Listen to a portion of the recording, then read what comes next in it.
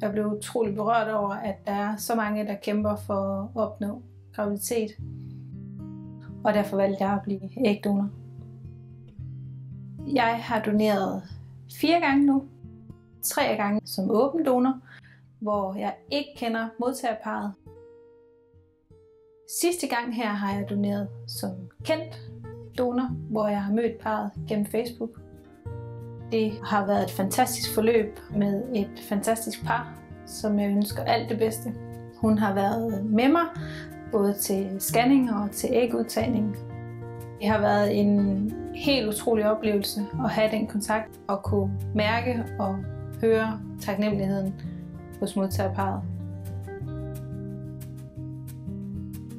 Min kæreste var ikke hooked på ideen, da jeg fortalte ham om mit ønske om at være ægdonor.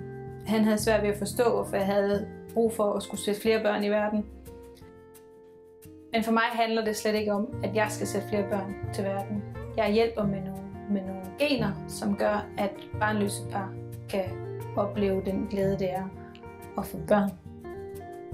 I dag har han forståelse for det, men der er nogen, der ikke forstår, hvordan man kan slippe kontrollen med de her æg.